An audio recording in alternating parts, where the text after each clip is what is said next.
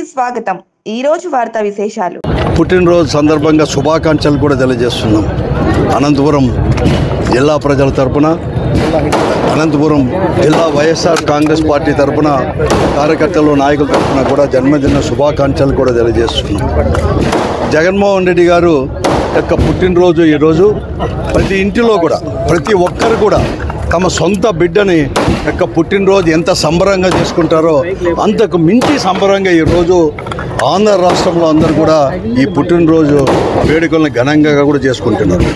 YSR Congress party శ్రేణులు ఒక అడుగు ముందుకు వేసి అందరూ కూడా సామాజిక సేవా కార్యక్రమంలో కూడా భాగస్వామ్యం కూడా అవుతున్నారు. ఈరోజు ఎక్కడ చూసినా కూడా రాష్ట్రంలో దానికి ప్రధానమైన కారణం ప్రతి ఒక్కరు కూడా అతనంటే మన ఇంటిలోనే బిడ్డే అని ప్రతి ఒక్కరు కూడా భావిస్తున్నారు.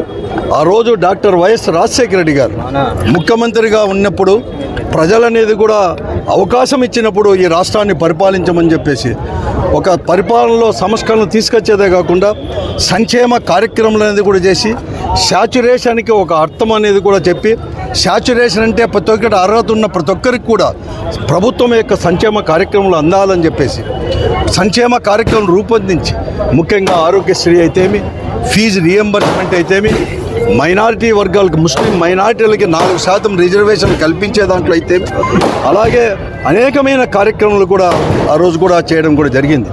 తన తండ్రి ఒక అడుగు ముందుకు వేస్తే 2 అడుగులు వేస్తానని చెప్పేసి ఆ రోజు చెప్పిన జగన్మోహన్ రెడ్డి గారు ప్రజలు అనేది కూడా తండ్రి మాదిరి కూడా ఒక అవకాశం ఇస్తే, తండ్రికి ఎలా అవకాశం ఇస్తే అతనే అవకాశం ఇస్తే సంక్షేమ కార్యక్రమాలను రూపొందించి అలాగే ఒక అడుగు కూడా పరిపాలనలో కూడా సంస్కరణ తీసుకొచ్చి అతను కూడా అనేకమైనది కూడా తండ్రి గారు ఏదైతే రూపొందించారో అలాగే జగనన్న విద్యాదీవెన కావచ్చు, విద్యా కానుక కావచ్చు, అలాగే తర్వాత మహిళలకు అత్యధికమైన ప్రాధాన్యత ఇవ్వడం, రాజకీయంగా ఇవ్వడం, సచివాలయ వ్యవస్థ తీసుకొచ్చి ప్రజల ముంగింటికే పరిపాలన తీసుకొని పోవడం, అనేకమైన కార్యక్రమాలు నాడు నేడు కింద ఆరోగ్య విషయంలో అయితేమి, విద్య విషయంలో అయితేమి ఇవన్నీ కూడా అనేకమైన మార్పులు తీసుకొని వచ్చేసి ప్రజల గుండెల్లో శాశ్వతంగా కూడా నిలిచిపోయాడు. అనంత వెంకటరామరెడ్డి గారి ఆధ్వర్యంలో వైఎస్ జగన్మోహన్ రెడ్డి గారి పుట్టినరోజు ఘనంగా జరుపుకోవడం జరిగింది. ముందుగా ఆయనకి వైఎస్ జగన్మోహన్ రెడ్డి గారికి పుట్టినరోజు శుభాకాంక్షలు తెలియజేస్తున్నాను.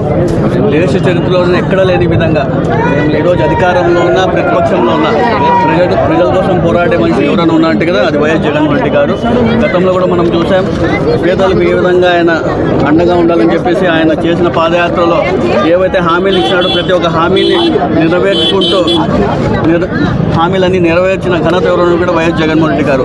అదేవిధంగా గత పాలనలో ఏ విధంగా అధికారంలో ఉన్నప్పుడు ఆయన అనేక పేదలకు అనేక సంక్షేమ పథకాలు కానివ్వండి, విద్యార్థులు కానివ్వండి, వైద్యం గురించి కానివ్వండి ప్రతి ఒక్కటి కూడా మేలు జరిగే విధంగా పరిపాలన ఘనత కూడా వైఎస్ జగన్మోహన్ రెడ్డి గారు. ఇప్పుడు ప్రతిపక్షంలో ఉన్నప్పుడు కూడా కూటమి ప్రభుత్వం ఏ విధంగా వైఎస్ జగన్మోహన్ రెడ్డి గారికి ఇబ్బంది పడుతున్నారు మనం అందరం చూస్తున్నాం.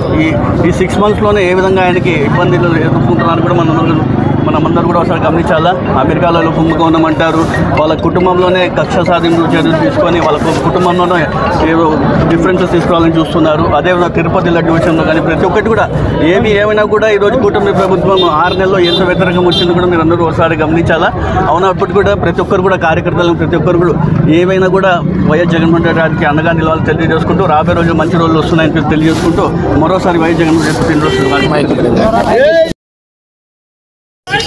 ఈరోజు అనంతపురం జిల్లా పార్టీ కార్యాలయంలో చాలా ఘనంగా వైఎస్ఆర్ కాంగ్రెస్ పార్టీ శ్రేణులంతా కూడా ఘనంగా ఆయన పుట్టినరోజు సంబరాలు జరుపుకుంటూ ఉన్నాం. అందులో భాగంగానే ఈరోజు ఒక్క అనంతపురం జిల్లాలోనే కాకోకుండా మరి జగన్మోహన్ రెడ్డి గారి పుట్టినరోజు సందర్భంగా మన ఆంధ్రప్రదేశ్ రాష్ట్రంలోనే కాకుండా మన భారతదేశంలోనే కాకుండా ప్రపంచ దేశాలలో కూడా ఆయన అభిమానులు చాలామంది ఉన్నారు. మరి ప్రపంచ దేశాలు అన్నిటిలో కూడా ఈరోజు చాలా ఘనంగా ఆయన పుట్టినరోజు సంబరాలు జరుపుకుంటూ ఉన్నారు. ఎందుకంటే దివంగత నేత రాజశేఖర రెడ్డి గారు ముఖ్యమంత్రిగా ఉన్నప్పుడు ఈ రాష్ట్ర ప్రజలకు ఏమేమి సంక్షేమ అభివృద్ధి కార్యక్రమాలు చేశారో అంటే ముఖ్యమంత్రి అంటే ఇలా ఉండాలని ఇతర రాష్ట్రాల ముఖ్యమంత్రులకి అలాగే మన రాష్ట్రంలో ఉన్నటువంటి ముఖ్యమంత్రులకి కూడా ఒక ఆదర్శంగా రాజశేఖర రెడ్డి గారు ముఖ్యమంత్రిగా ఆ సువర్ణ పరిపాలన చేశారు. ఆయన కుమారుడు కూడా ఆయన కంటే 4 అడుగులు ముందుకేసి 2019 నుంచి 24 వరకు కూడా 5 సంవత్సరాలలో జగన్మోహన్ రెడ్డి గారు రాజశేఖర రెడ్డి గారు ప్రవేశపెట్టినటువంటి సంక్షేమ అభివృద్ధి పథకాలను ముందుకు కొనసాగిస్తూ ఇంకా అనేకము ఫీజు రియంబర్స్మెంట్ కావచ్చు, అమ్మఒడి పథకం కావచ్చు, చేనేతలకు కావచ్చు, ఆటోలకు కావచ్చు, నాయి బ్రాహ్మణులకు కావచ్చు, రజకులకు కావచ్చు, దర్జీలకు కావచ్చు, ఇట్లా ప్రతి ఒక్కరికి కూడా ఎవరికి దళారులకి డబ్బు ఇవ్వకుండా, ఎవరికి దళారులను నమ్మి మోసపోకోకుండా డైరెక్ట్ మహిళల అకౌంట్లకే డబ్బులు పడేటట్టుగా ఏ ముఖ్యమంత్రి గతంలో చేయలేదు. అది కేవలం జగన్మోహన్ రెడ్డి గారే ఈ రాష్ట్ర ప్రజలందరికీ కూడా నేరుగా నేర్పించారు. కానీ మరి ఇప్పుడు వచ్చినటువంటి ముఖ్యమంత్రి ఆల్రెడీగా జగన్మోహన్ రెడ్డి గారు చేసినటువంటి సంక్షేమ పథకాలను ఈ రాష్ట్రంలో ఉన్నటువంటి ప్రజలు ఏ విధంగా అందుకున్నారో అవన్నీ చూసిన తర్వాత కూడా అటువంటి పరిపాలన చేయలేకపోతున్నారు ప్రస్తుత చంద్రబాబు నాయుడు ముఖ్యమంత్రి గారు. మరి అందుకోసమే కేవలం ఈ 6-7 నెలల్లోనే ఈ రాష్ట్ర ప్రజలందరూ కూడా చంద్రబాబుని గతంలో నమ్మి ఎట్లా ఓట్లేసి మోసపోయామో ఇప్పుడు కూడా అదే విధంగా ఆయన మాటలు ఇంకా ఎక్కువ చెప్పడం వల్ల నమ్మి మోసపోయాము.